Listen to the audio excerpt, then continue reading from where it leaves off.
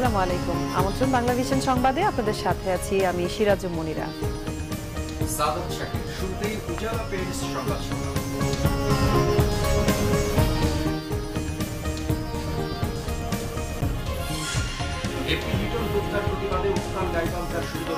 অজ্ঞাত ৪-৫ জনকে আসামি করে বোনের মামলা, আটক ১৮ জন, মরদেহ ঢাকায়, কাল জানাজা সংসদে। লিটনকে হত্যার দায়ে ধর্মীয় উগ্রবাদীদের চরম মূল্য দিতে হবে হুঁশিয়ারি ওবায়দুল কাদেরের। এ হত্যা কলুষিত রাজনীতির প্রতিফলন, মন্তব্য বিশ্লেষকদের। সংসদ সদস্য যে দলেরই হোক হত্যাকাণ্ড গ্রহণযোগ্য নয় বললেন খালেদা জিয়া। সাঁওতালদের ঘর বাড়িতে আগুন প্রমাণ করে বিগত আন্দোলনে পুলিশই বাস পুড়িয়েছে। জিএসপির পেছনে না ছুটে নতুন বাজার খুঁজতে ব্যবসায়ীদেরকে আহ্বান প্রধানমন্ত্রীর। আন্তর্জাতিক বাণিজ্য মেলা উদ্বোধন। জোটে গিয়ে ক্ষতিগ্রস্ত হয়েছে জাতীয় পার্টি, প্রতিষ্ঠা বার্ষিকীর মহাসমাবেশে বললেন এরশাদ। আগামীতে একক নির্বাচনের ঘোষণা। দেখছিলেন উজালা পেইন্টস সংবাদ শিরোনাম। এগিয়ে চলো কল্পনার রাজ্যে। এবারে বিস্তারিত সংবাদ। সরকার দলীয় সংসদ সদস্য মঞ্জুরুল ইসলাম লিটন হত্যাকাণ্ডে অজ্ঞাত ৪-৫ জনকে আসামি করে মামলা করেছে লিটনের বোন ফাহমিদা কাকুলি। এদিকে সংসদ সদস্য লিটন হত্যায় সারাদিনই প্রতিবাদ মুখর ছিল সুন্দরগঞ্জ। পালিত হয় সকাল সন্ধ্যা হরতাল। এরই মধ্যে জিজ্ঞাসাবাদের জন্য ১৮ জনকে আটকও করা হয়েছে। ঢাকায় আনা হয়েছে মরদেহ। অন্যদিকে হত্যায় জামায়াত শিবির জড়িত বলে অভিযোগ আওয়ামী লীগের যুগ্ম সাধারণ সম্পাদক জাহাঙ্গীর কবির নানকের। দুর্বৃত্তদের গুলিতে নিহত সংসদ সদস্য মঞ্জুরুল ইসলাম লিটনের মরদেহ রংপুর থেকে হেলিকপ্টারে আনা হয়েছে ঢাকায়। হযরত শাহজালাল আন্তর্জাতিক বিমানবন্দরের অভ্যন্তরীণ টার্মিনালে মরদেহ গ্রহণ করেন ডেপুটি স্পিকার অ্যাডভোকেট ফজলে রাব্বি মিয়া। ওর মৃত্যুতে আমাদের আওয়ামী লীগ ওখানে দুর্বল হয়ে যাবে এবং ওই ধরনের লোক আমরা ওই এলাকায় তৈরি করা আমাদের জন্য একটু কষ্টকর হবে। সোমবার সকালে জাতীয় সংসদ ভবনের দক্ষিণ প্লাজায় হবে জানাজা। এরপর দাফন করা হবে তার গ্রামের বাড়ি সুন্দরগঞ্জে।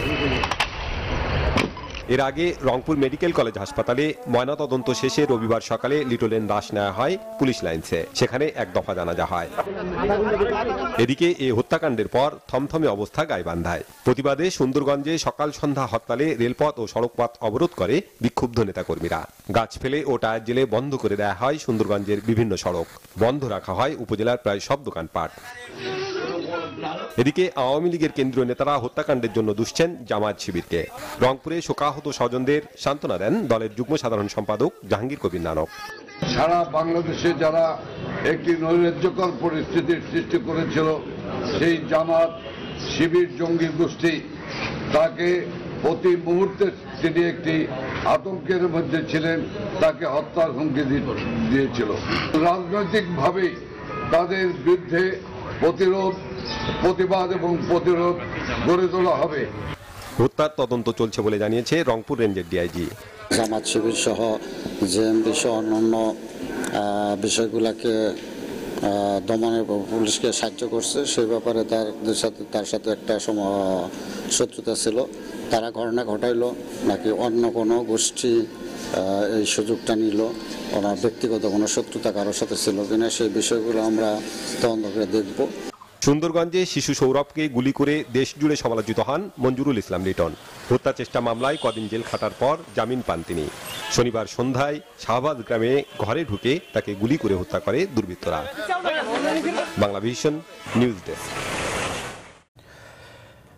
দর্শক, একটু আগে আপনারা জেনেছেন যে সংসদ সদস্য মঞ্জুরুল ইসলাম লিটন হত্যাকাণ্ডে অজ্ঞাত ৪-৫ জনকে আসামি করে মামলা হয়েছে কিছুক্ষণ আগে। এদিকে সারাদিনই প্রতিবাদ মুখর ছিল সুন্দরগঞ্জ। সেখানকার সর্বশেষ পরিস্থিতি জানতে আমরা কথা বলছি গাইবান্ধা প্রতিনিধি আতিক বাবুর সাথে। আতিক বাবু, সংসদ সদস্য হত্যাকাণ্ডের পরের দিনের সবশেষ কি খবর আছে আপনার কাছে, আমাদেরকে একটু বিস্তারিত জানাবেন। ধন্যবাদ শাকির। আসলে গতকাল সন্ধ্যা 6:45 নাগাদ যে দুর্বৃত্তের হাতে আমাদের সুন্দরগঞ্জ সাংসদ মঞ্জুরুল ইসলাম লিটন নিহত হয়, এই ঘটনায় আজকে আসলে সারাদিন সুন্দরগঞ্জ উপজেলায় সকাল সন্ধ্যা হরতাল ছিল। সেই সাথে দফায় দফায় আপনার রাস্তায় টায়ার জ্বালিয়ে গাছ কেটে বিভিন্নভাবে অবরোধ কর্মসূচিও পালন করে বিক্ষুব্ধ এলাকাবাসী। এবং আরেকটি বিষয় আমি আপনাকে জানিয়ে রাখি, আজকে সকাল 8টা থেকে প্রায় সন্ধ্যে পর্যন্ত আমাদের এই রুটে লালমনিরহাট থেকে সান্তাহারগামী কোন ট্রেন চলাচল করতে দেয়নি বিক্ষুব্ধ এলাকাবাসী। আগে এখন পর্যন্ত আপনার অবস্থা থমথমে পরিবেশ বিরাজ করছে। এখানে পর্যাপ্ত পরিমাণ বিজেপি মোতায়েন রয়েছে। আরেকটি বিষয় আমি জানাই রাখি, সেটা হচ্ছে যে আজকে সন্ধ্যা নাগাদ নিহত সাংসদ মঞ্জুরুল ইসলাম লিটনের বোন বুলবুল কাকুলি 4-5 জনকে অজ্ঞাত করে একটি মামলা দায়ের করে, এবং মামলা দায়েরের পরে এখন পর্যন্ত কেউ পুলিশ কাউকে আটক করতে পারেনি। তবে এই মামলা দায়েরের পূর্বেই সন্দেহভাজন এবং তাদেরকে জিজ্ঞাসাবাদের জন্য এ পর্যন্ত 18 জনকে মোট আটক করা হয়েছে। আতিক বাবু, আপনাকে ধন্যবাদ। আমাদের গাইবান্ধার প্রতিনিধি আতিক বাবু জানাচ্ছিলেন গাইবান্ধার সর্বশেষ পরিস্থিতি। গাইবান্ধার সুন্দরগঞ্জের সংসদ সদস্য মঞ্জুরুল ইসলাম লিটনকে পরিকল্পিতভাবে হত্যা করা হয়েছে বলে অভিযোগ করেছেন আওয়ামী লীগের সাধারণ সম্পাদক ওবায়দুল কাদের। তবে স্বরাষ্ট্রমন্ত্রী বলছেন তদন্তের আগে হত্যার মোটিভ বলা যাবে না। খুনিদের শিগগিরই গ্রেফতারের ব্যাপারে আশাবাদী তিনি। রবিবার ধানমন্ডি কার্যালয়ে দলের সম্পাদক মণ্ডলীর জরুরি সভা শেষে ওবায়দুল কাদের বলেন, সাম্প্রদায়িক অপশক্তি ঠান্ডা মাথায় গাইবান্ধার সংসদ সদস্য লিটনকে হত্যা করেছে। এর জন্য ধর্মীয় উগ্রবাদীদের চরম মূল্য দিতে হবে বলেও জানান আওয়ামী লীগের সাধারণ সম্পাদক। মঞ্জুরুল ইসলাম লিটনের খুনের ঘটনা একটি পরিকল্পিত হত্যাকাণ্ড। এটি সাম্প্রদায়িক অপশক্তির ঠান্ডা মাথার কাপুরুষোচিত কাজ। এমপি লিটনের হত্যাকাণ্ডের সঙ্গে জড়িত ধর্মীয় উগ্রবাদী অপশক্তিকে তাদের কৃত অপরাধের জন্য চরম মূল্য দিতে হবে। এমপি লিটন হত্যাকাণ্ডকে একটি নতুন অধ্যায় উল্লেখ করলেও আইন শৃঙ্খলা পরিস্থিতি খারাপ হয়েছে তা মানতে নারাজ স্বরাষ্ট্রমন্ত্রী আসাদুজ্জামান খান। বলেন, এই হত্যাকাণ্ডে সরকার উদ্বিগ্ন নয়। তথ্য উদ্ঘাটন করার প্রচেষ্টা আমরা শুরু করে দিয়েছি। তা আমরা নিশ্চিত যে যেই ঘটনা করে থাকুক আমরা খুব অচিরেই এদেরকে শনাক্ত করে ধরতে পারব। আমরা সেই জন্যই আমাদের পুলিশ, আমাদের গোয়েন্দা সংস্থারা সবার একযোগে কাজ করছে। আমরা সবাই এই জন্য অত্যন্ত দুঃখিত একজন মাননীয় সংসদ সদস্যের এই ধরনের হত্যাকাণ্ডে। স্বরাষ্ট্রমন্ত্রী বলেন, খুলনায় আওয়ামী লীগ নেতা জেড.এ মাহমুদ ডন হত্যা চেষ্টার ঘটনায় জড়িতদের শনাক্ত করা হয়েছে। এরই মধ্যে গ্রেফতার করা হয়েছে অস্ত্র সরবরাহকারীকে। মাহফুজুর রহমান, বাংলাভিশন, ঢাকা। গাইবান্ধার সরকার দলীয় এমপি লিটন হত্যার ঘটনাকে জাতীয় কলুষিত রাজনীতিরই প্রতিফলন হিসেবে দেখছেন রাজনীতি বিশ্লেষকরা। তাদের মতে বিচারহীনতা ও দোষারোপের রাজনীতি আইনের শাসনকে বাধাগ্রস্ত করবে। তবে এই ঘটনাকে দেশের সার্বিক আইন শৃঙ্খলা পরিস্থিতির অবনতি হিসেবে মানতে নারাজ সাবেক পুলিশ কর্মকর্তারা। বছর শেষ হলো সরকার দলীয় বহুল আলোচিত সংসদ সদস্য মঞ্জুরুল ইসলাম লিটন হত্যার মধ্য দিয়ে। তাই রাজনীতি বিশ্লেষকদের আশঙ্কা, নতুন বছরে টার্গেট হতে পারে আরো বড় কেউ। তাদের মতে জনপ্রতিনিধিরা দাম্ভিকতা, একনায়ক সুলভ ও টেন্ডারবাজিতে জড়িয়ে রাজনীতিকে অস্থির করে তুলেছেন। আমাদের জাতীয় রাজনীতি যে এক ধরনের নষ্ট কলুষিত চরিত্র, তারই একটা চূড়ান্ত নিকৃষ্ট রূপ হচ্ছে যে এরকম একজন এমপি যে একজন শিশুকে হত্যার মতো প্রচেষ্টা নেয় এবং তাকে আবার এরকমভাবে অপঘাতে তাকে মারা হচ্ছে। যে আমাদের মতো সাধারণ মানুষের নিরাপত্তা বলে এই রাষ্ট্রে আসলে কিছু থাকছে না। এটা এমপিকে যদি হত্যা করা যায় তাহলে দেখেন আইন শৃঙ্খলা কিংবা নিরাপত্তার জায়গাটা কতটা নাজুক, কতটা ভঙ্গুর হতে পারে। তবে সাবেক পুলিশ কর্মকর্তাদের মতে এটি নিছকে বিচ্ছিন্ন ঘটনা, এতে আতঙ্কের কিছু নেই। তাদের মতে দোষারোপের রাজনীতি সুষ্ঠু তদন্তে সবসময় বাধা হয়ে দাঁড়ায়। ঢালাও মন্তব্য করে ফেলেন, এই ধরনের কালচার তো আমরা দেখে আসছি। এগুলো তো মোটেও ঠিক জিনিস না। যে বলুক, যে দলেরই বলুক, মানুষ ভালোভাবে নেয় না এগুলোকে। মানুষ মনে করে হীনমন্যতা। এগুলো তদন্ত করার পরেই তো আমরা বুঝবো। ওই পর্যন্ত অপেক্ষা করতে অসুবিধা কোথায়? এটা একটা বিচ্ছিন্ন ঘটনা এবং ব্যক্তিগত কারণে এটা হয়েছে। এর দ্বারা যদি আমরা কেউ মূল্যায়ন করি যে বাংলাদেশের সার্বিক আইন শৃঙ্খলা পরিস্থিতি অবনতি ঘটেছে, তাহলে বোধহয় সঠিক বলা হবে। এখন পরিস্থিতি আমরা বলবো মোটামুটি নিয়ন্ত্রণে আছে। মানে আমাদেরকে হতাশার মতো বা দুশ্চিন্তাগ্রস্ত হওয়ার মতো সে অবস্থা নাই। রশিদ, বাংলাভিশন, ঢাকা।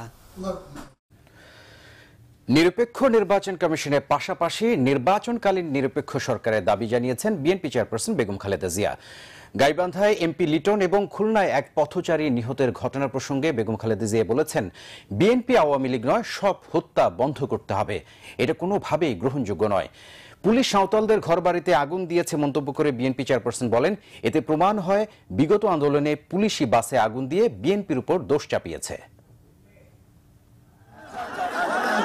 বিকেলে ইঞ্জিনিয়ার্স ইনস্টিটিউট প্রাঙ্গণে জাতীয় দলীয় পতাকা উত্তোলনের মধ্য দিয়ে জাতীয়তাবাদী ছাত্রদলের ৩৮তম প্রতিষ্ঠাবার্ষিকীর উদ্বোধন করেন বিএনপি চেয়ারপারসন বেগম খালেদা জিয়া। উদ্বোধন শেষে ইঞ্জিনিয়ার্স ইনস্টিটিউট মিলনায়তনে ছাত্রদলের প্রতিষ্ঠাবার্ষিকীর আলোচনা সভায় যোগ দেন বিএনপি চেয়ারপারসন। এ সময় বেগম জিয়া বলেন, ক্ষমতাসীন অনির্বাচিত সরকার দেশে হত্যা, গুম, সন্ত্রাস, লুটপাট চালাচ্ছে।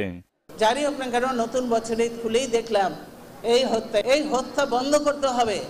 আমি বুঝি না বিএনপি আওয়ামী লীগ কিছু বুঝি না, আমি বুঝি হত্যা বন্ধ হতে হবে। সাঁওতালপট্টিতে আগুন দিচ্ছে কারা? পুলিশ পুলিশ পুলিশ পুলিশ কাদের নিয়ন্ত্রণে? এই সরকারদের নিয়ন্ত্রণে না। তার মানে আমাদের আন্দোলনের সময়ও এরা একই কাজ করেছে, সেটাও তারা বলেছে। আমাদের আন্দোলন দমন করার জন্য, নানাভাবে মানুষকে বিভ্রান্ত করার জন্য এই পুলিশ গাড়িতে আগুন দিয়েছে, এই পুলিশ পেট্রোল বোমা দিয়েছে, এই পুলিশ মানুষকে হত্যা করেছে। আর বিএনপি লোকের নামে, বিএনপি ছেলেপেলেদের নাম দিয়ে সারা দেশময় আজকে এখনো তাদেরকে শুধু পিটিয়ে নিয়ে বেড়াচ্ছে। ক্ষমতায় টিকে থাকতে সরকার নানা আইন কানুন করছে বলে অভিযোগ বেগম জিয়ার। এখন তো তাদের চিরস্থায়ী বন্দোবস্ত করার জন্য একের পর এক নতুন নতুন আইন পাশ করে, যাতে তারা তাদের যে ভবিষ্যৎ যারা আছে বংশধর, তাদেরকে পর্যন্ত ক্ষমতায় দিয়ে যেতে পারে। দেশকে আজকে এরা চিন্তা ভাবনা করে পরিকল্পিতভাবে এই দেশটাকে চিরতরে ধ্বংস করে দিতে চায়। সিকিমে লেন্দুর দর্জি হয়েছিল, কিন্তু এখানে ইনি লেন্দুর দর্জি থাকে না, আরো বেশি কিছু হবেন বোধহয়, সেই অবস্থায় নিয়ে যেতে চান। খুব পরিকল্পিতভাবে চিন্তা ভাবনা করে তাদের সহযোগিতা নিয়েই তিনি আস্তে আস্তে দেশটাকে অন্যদিকে ঠেলে দিতে চায়। নিরপেক্ষ নির্বাচন কমিশন গঠনের আহ্বান জানান বিএনপি চেয়ারপারসন। আমরা বলেছি যে শুধু নির্বাচন কমিশন নিরপেক্ষ হলেই হবে না, তার সঙ্গে আমরা চেয়েছি যে একটা সহায়ক সরকার, অর্থাৎ নিরপেক্ষ সহায়ক সরকার, যারা নির্বাচন কমিশনকে সব রকম সহায়তা দিবে নির্বাচনটাকে সুষ্ঠু করার জন্য, নিরপেক্ষ করার জন্য, সেরকম একটা সরকার চেয়েছি। কিন্তু এই আওয়ামী লীগ এর অধীনে কি কোনোদিনও নির্বাচন সুষ্ঠু হবে, নিরপেক্ষ হবে? হবে না। বেগম জিয়া বলেন, বিএনপি সময় মতো আন্দোলন করবে, অহেতুক কোনো আন্দোলনে যাবে না। ব্যাংক দুর্ঘটনা হয়েছে, টাকা কত পাচার হয়েছে, কত হাজার হাজার কোটি টাকা পাচার হয়েছে, কারা করেছে? তোমরা সেগুলো বলতে পারো না, সেগুলো স্লোগানে থাকে না কেন? যে খালেদা জিয়া ভয় নেই, রাজপথ ছাড়ি নাই, এই কথায় আমি বিশ্বাসী নই, এই কথা আমি মানি না। রাজপথে আমি কেন অনেককেই বলবো, আমার নেতাদেরও বলবো যে রাজপথে থাকার কথা থাকে নাই, রাজপথ ছাড়ি নাই বলে ভুল হবে, রাজপথ ছাড়ি নাই বলে ভুল হবে। এই স্লোগানগুলি দয়া করে আর দেবে না, কোনো গ্রুপিং লাভিং থাকবে না। দলকে সুন্দর করে গুছিয়ে যারা উপযুক্ত যোগ্য তাদেরকে নেতৃত্ব দিয়ে বিএনপি ইনশাল্লাহ আবার ক্ষমতায় আসবে। শুধু আজে বাজে দেখলে আমি বলছি আমি কোয়ালিটি চাই, কোয়ান্টিটি চাই না। আমি বলো যারা সত্যিকার এরকমই, তারা দল করো, তারা বড় বড় পদে যাবে। জাহাঙ্গীর আকন্দ, বাংলা ভিশন, ঢাকা। জিএসপির দিকে না ছুটে নতুন নতুন বাজার খুঁজতে ব্যবসায়ীদের তাগিদ দিয়েছেন প্রধানমন্ত্রী শেখ হাসিনা। সেই সাথে গতানুগতিক পণ্যের উপর নির্ভরশীল না থেকে পণ্যের বহুমুখীকরণ ও নতুন বাজার তৈরির পরামর্শ দেন তিনি। বঙ্গবন্ধু আন্তর্জাতিক সম্মেলন কেন্দ্রে ঢাকা আন্তর্জাতিক বাণিজ্য মেলা ও জাতীয় রপ্তানি ট্রফি বিতরণ অনুষ্ঠানে এসব মন্তব্য করেন প্রধানমন্ত্রী। তিনি আরও জানান, 2019 সালে ঢাকা আন্তর্জাতিক বাণিজ্য মেলা ঢাকার পূর্বাচলে হবে। চামড়াজাত পণ্যকে প্রোডাক্ট অব দ্য ইয়ার হিসেবে ঘোষণা দেন প্রধানমন্ত্রী। রাজধানীর আগারগাঁয়ে শুরু হলো মাসব্যাপী ঢাকা আন্তর্জাতিক বাণিজ্য মেলা। রবিবার সকালে এর আনুষ্ঠানিক উদ্বোধন করেন প্রধানমন্ত্রী শেখ হাসিনা। এ উপলক্ষে আয়োজিত অনুষ্ঠানে প্রধানমন্ত্রী বলেন, বেসরকারি খাত হলো দেশের অর্থনীতির চালিকা শক্তি, তাই এ খাতের উন্নয়নে সরকার নানামুখী পদক্ষেপ নিয়েছে। প্রধানমন্ত্রী রপ্তানিতে বাংলাদেশের অপার সম্ভাবনার কথা বলেন। কয়েকটি দেশ ঘুরে ওই কোন দেশ জিএসপি দিল না স্যারদের কাছে ধর্ণা দিয়ে না বেরিয়ে আপনি খুঁজে বেড়ান অন্য জায়গা, অন্য মার্কেট খোঁজেন, ওরা আপনার পিছনে দৌড়াবে। কারণ আমাদের মতন বাংলাদেশ যে যত পণ্য যত দ্রুত মানে সরবরাহ করতে পারবে পৃথিবীর কোনো দেশ তা পারবে না। প্রধানমন্ত্রী বলেন, পণ্য উৎপাদন করতে হবে, সেই সাথে পণ্যের মান যেন আন্তর্জাতিক মানের হয় সেদিকে ব্যবসায়ীদের নজর দেওয়ার কথাও জানান তিনি। ব্যবসা বাণিজ্য বিস্তারের একটা সুযোগ আমরা করে দিলাম, তাতে আমাদের দেশে শিল্পায়নও যেমন ঘটবে, আবার পণ্য বাজারজাত করারও সুযোগ পাবে। সেই সাথে সাথে বিশ্বব্যাপী যাতে আরও ব্যাপকভাবে আমাদের পণ্য যায়, তাই নতুন নতুন বাজার আপনাদের খুঁজে ফিরতে হবে। বাজারই শুধু না, কোন দেশে কোন এলাকায় কোন পণ্যের চাহিদা বেশি, আর সেই পণ্যের মধ্যে কোনগুলি আমাদের দেশে উৎপাদন করা সম্ভব সেগুলি বের করতে হবে, খুঁজে গবেষণা করতে হবে, এবং সেই সাথে সাথে সেই সকল পণ্য উৎপাদন করে আমাদের নতুন বাজার সৃষ্টি করতে হবে। অনুষ্ঠানে 2013-14 অর্থ বছরে 66টি পণ্য ও সেবাদানকারী প্রতিষ্ঠানের হাতে জাতীয় রপ্তানি ট্রফি তুলে দেন প্রধানমন্ত্রী শেখ হাসিনা। সৈয়দ আব্দুল মুহিত, বাংলা ভিশন, ঢাকা। জোটে গিয়ে জাতীয় পার্টি অনেক ক্ষতিগ্রস্ত হয়েছে, মন্তব্য দলটির চেয়ারম্যান হোসেন মোহাম্মদ এরশাদের। আগামীতে জাপায় এককভাবে নির্বাচনে যাবে বলে জানান তিনি। জাতীয় পার্টির 31তম প্রতিষ্ঠা বার্ষিকীতে এসব কথা বলেন এরশাদ। মহাসমাবেশে দলের senior co chairman Rowshan Ershad বলেছেন, জাতীয় পার্টি আর কারো ক্ষমতায় যাওয়ার সিঁড়ি হবে না। জাতীয় পার্টির 31তম প্রতিষ্ঠা বার্ষিকীতে সোহরাওয়ার্দী উদ্যানে মহাসমাবেশ। সকাল থেকেই দেশের বিভিন্ন এলাকা থেকে জড়ো হতে শুরু করেন নেতাকর্মীরা। পার্টির চেয়ারম্যান হোসেন মোহাম্মদ এরশাদ ও senior co chairman Rowshan Ershad সমাবেশ স্থলে গেলে জাতীয় ও দলীয় পতাকা উত্তোলনের মধ্য দিয়ে শুরু হয় কর্মসূচি। বক্তৃতায় নেতাকর্মীদের উদ্বুদ্ধ করেন সিনিয়র নেতারা। ক্ষমতা ছাড়ার এত বছর পরও জাপাকে কেউ ধ্বংস করতে পারেনি, তাই এই পার্টিকে ছাড়া কেউ ক্ষমতায় যেতে পারবে না বলে বিশ্বাস তাদের। জাতীয় পার্টিকে কেউ ধ্বংস করতে পারে নাই। 26 বছর জাতীয় পার্টি ক্ষমতায় নেই, জনগণের ভালোবাসা নিয়ে এখনো টিকে আছে। জাতীয় পার্টি হচ্ছে রাজনীতিতে সবচেয়ে বড় ফ্যাক্টর।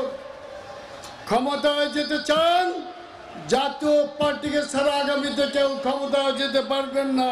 বেগম রওশন এরশাদ বলেন, জাতীয় পার্টি শক্তিশালী হলে দলের চেয়ারম্যান এরশাদের বিরুদ্ধে দায়ের করা মামলাও প্রত্যাহার হবে। এইবার আমরা কারোর জন্য ক্ষমতা যাওয়ার সিঁড়ি হব না। আমরা নিজেরাই ক্ষমতায় যাব। যদি আমরা শক্তি সঞ্চয় করতে পারি, পার্টিকে শক্তিশালী করতে পারি, তাহলে মামলা প্রত্যাহার অবশ্যই হবে, অবশ্যই হবে।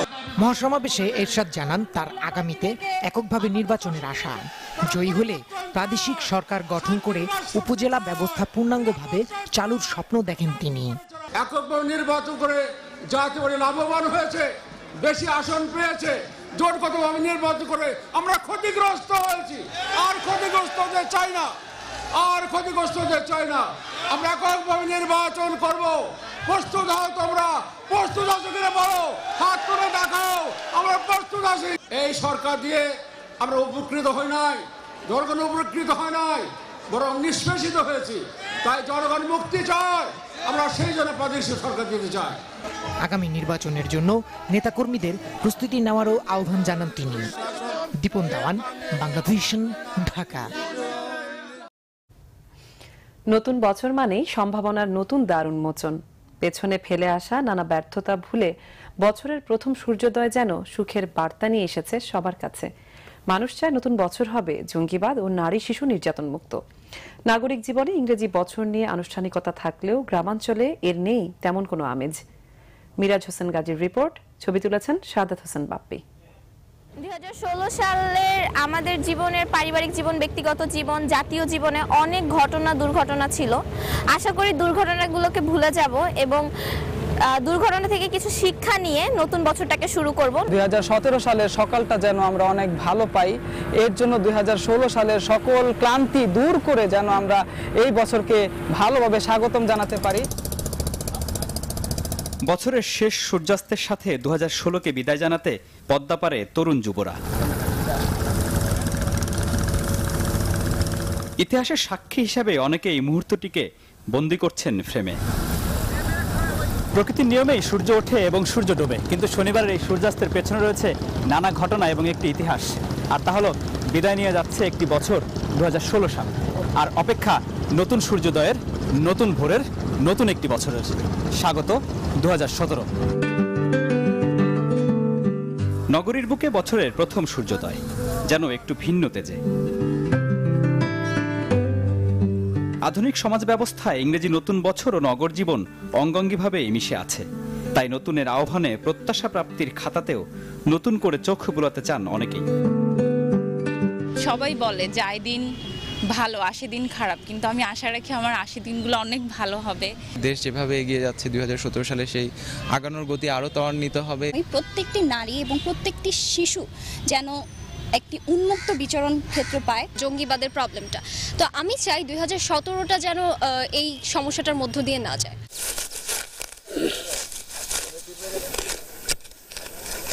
আচ্ছা, কি অবস্থা? অবস্থা ভালোই, আলহামদুলিল্লাহ, খুব ভালো আছি। বছরের প্রথম দিনে কর্মব্যস্ত কৃষক হোসেন আলী। রাজধানী থেকে খুব বেশি দূরে নয় সাভারের এই বিরুলিয়া।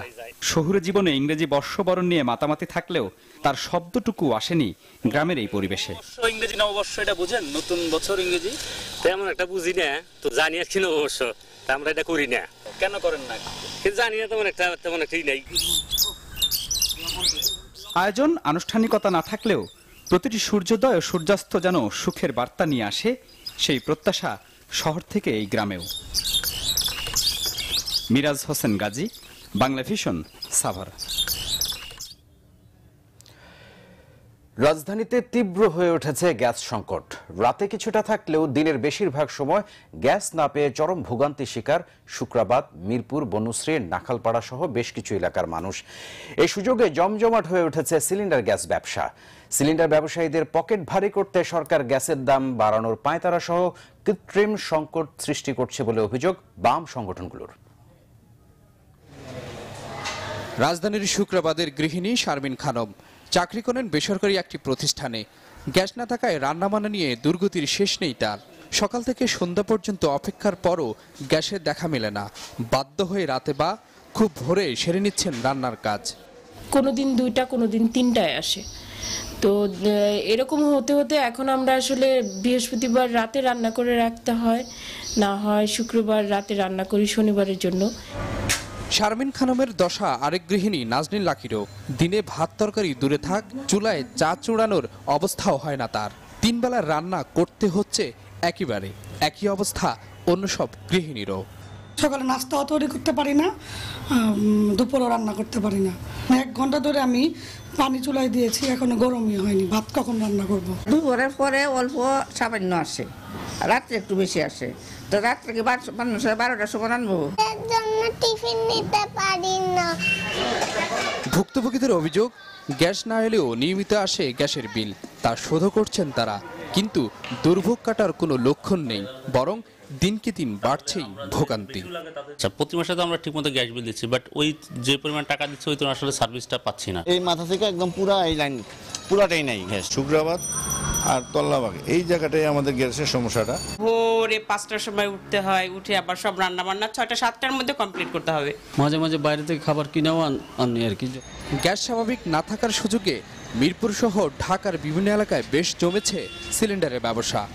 মানে লাইনে গ্যাস থাকে না, এই জন্য আর কি এখন ভালো বিক্রি হইতেছে। সিলিন্ডার ব্যবসায়ীদের পকেট ভারী করতে গ্যাসের দাম বাড়ানোর ফন্দি করছে সরকার। অভিযোগ গণসংহতি আন্দোলনের নেতা জোনায়েদ সাকির। যারা এলপিজি মুষ্টিমেয় ব্যবসায়ীদের হাতে আছে এবং সেই মুষ্টিমেয় ব্যবসায়ীদের বিরাট আকারে ব্যবসা করার জন্য তাদের একটা ক্ষেত্র প্রস্তুত করা হচ্ছে, যাতে করে ইতিমধ্যে যাদেরকে বাসাবাড়িতে গ্যাসের লাইন দেওয়া হয়েছে সেই লাইনটা হয় বন্ধ করে দেওয়া অথবা বন্ধ না করলেও এমন পরিস্থিতি সৃষ্টি করা যায় যে তাদের গ্যাসের লাইন থাকা সত্ত্বেও তারা এলপিজি ব্যবহার করতে বাধ্য হয়। প্রতি বছর শীতের শুরুতে কেন এমন গ্যাস সংকট, এই প্রশ্নের জবাব নেই তিতাস কর্তৃপক্ষের কাছে। এ বিষয়ে সাংবাদিকদের এড়িয়ে যান তারা। S M Foyez, Bangla vision, Dhaka.